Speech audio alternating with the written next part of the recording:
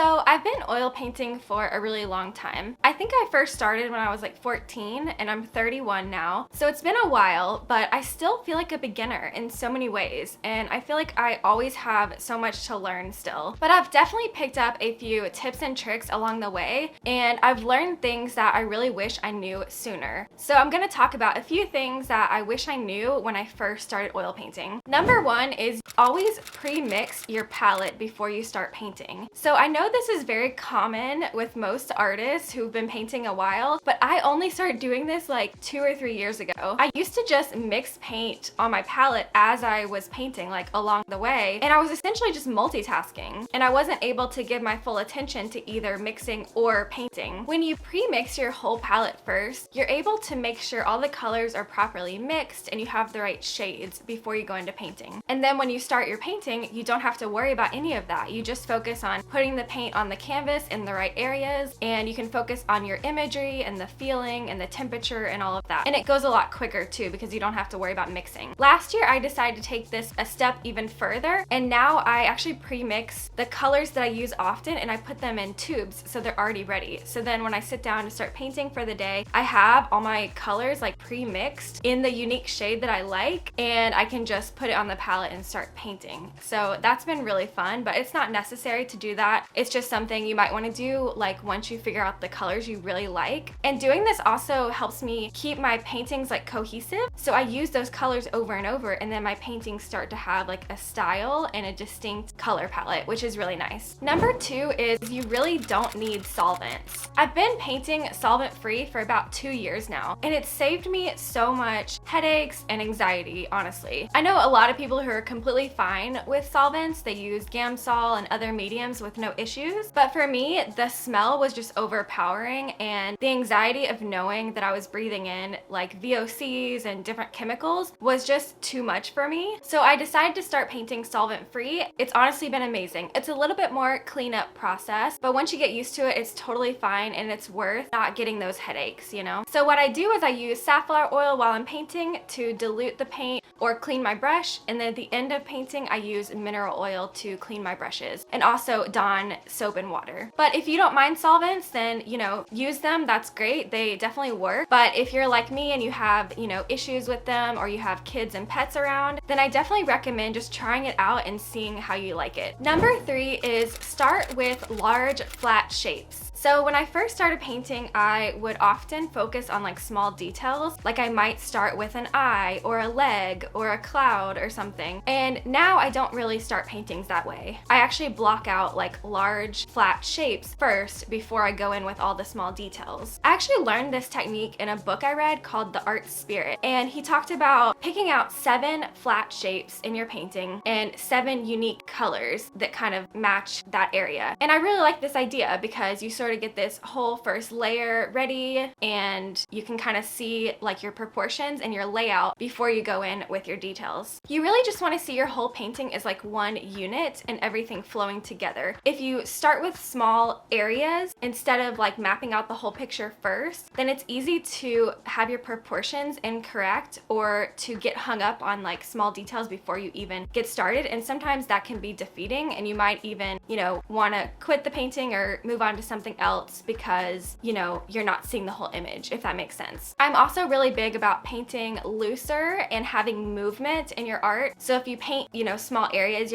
it's gonna have that tight feeling, and the whole painting may not feel like it flows together. Number 4 is that oil paint colors will fade over time, but there are some things that you can do. I have to be honest, recently I've been so frustrated with the way that oil paint colors fade over time that I've actually been considering incorporating more acrylic into my artwork. There are some things that you can do though to kind of reduce this or slow the process. It's also interesting because some paintings will fade more than others. So I think it's like specific colors sometimes will fade or yellow over time more than others. So you kind of like don't really always know what's going to happen, but there are a few ways that I'll talk about that you can try to prevent it. So things that you can do. You can try to buy artist grade colors whenever possible. I know they're so expensive, but it really does make a difference if you can afford it to buy some colors artist quality. They have a lot more pigment in them.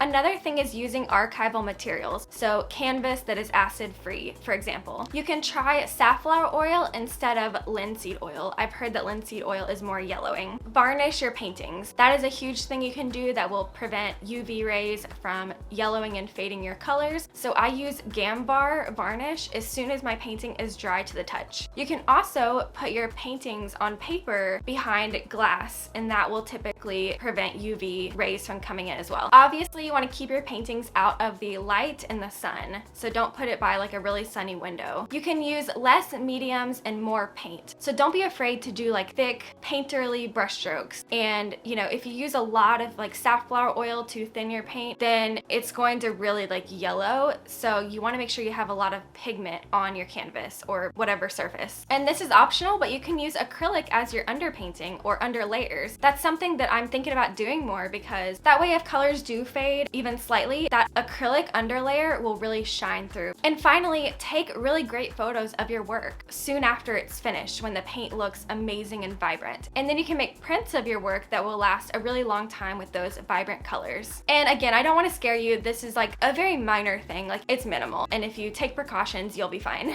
Number 5 is move around the canvas when you're painting. As I mentioned in a previous tip, you want your paintings to have movement and feel unified. So in the past, I would like fully flesh out one part of the painting before I even drew out the layout. It's like, how are you supposed to know if everything is proportional if you do that? And then, you know, you might have different colors here and then totally different colors over here. So I definitely don't do that anymore. I like to move around the entire canvas with the same colors and brush strokes, and, you know, just make sure everything has like a bit of every piece. Like this part has a bit of this part, and, you know, everything feels like one unit. This also helps you kind of move through the painting quicker, and you're not giving too much time to one area. It's a whole, you know, thing. So the painting moves quicker and you get your finished piece quicker. Okay, so now I'm just gonna quick fire like a list of fun tips that I've learned. Use old cotton t-shirts as paint rags. Use larger brushes in the beginning of your painting. Do your paintings on painting paper for a while. It's a lot more cost effective, and you're gonna be more willing to take risks or throw it out if you don't like it, versus like canvas, which is more expensive. You're not gonna be good for a while, and that's okay. Embrace being bad and embrace the learning process, and just have fun experimenting. Values are key in painting. Turn your image into black and white or sepia in order to see the values. Just pick something and paint it. Repetition is key, and completing things is key, not perfection. Just go through your camera roll, find something, paint it, do that over and over. Your painting style will come with time. Just keep going and keep painting. Watch your temperatures, and when in doubt, change the temperature of the painting. Don't overblend. Pay attention to edges, because they can really tell a story. Paint what you like and paint what you know. Paint your own photos if humanly possible. Stock photos just don't have the same connection. Play to your strengths. Don't feel like you need to be a landscape painter if you love painting abstract. But once in a while, change up your subject matter and try new techniques to see if your taste has changed. Find imagery and colors that you really resonate with, and paint those over and over so that all your paintings have a through line and a theme, and they all are clearly your paintings. Find inspiration in things besides artwork. Literature, books, movies, conversations, ideas, philosophy, everything. Always keep learning and pushing your boundaries. Listen to art podcasts, read art theory or art history, and watch tutorials. This is controversial, but I prefer palette paper over glass palettes. I try to be a sustainable queen, and I really do practice zero waste in so many areas of my life, so this is a tough one. Palette paper makes my life a lot easier, and one day I do hope to use exclusively glass palettes, but for now, that's my one vice, is using palette paper, because it really just makes things a lot easier. And lastly, set up your life to be conducive to painting. Make time to make art and be creative, because you deserve it. Set up a small area or corner in your house, if you're able to, where you can paint and leave your stuff out, so that you always have that place to go and be creative. Well, that's about it. I hope that these were helpful. The main takeaway is really just keep painting. Thanks for watching.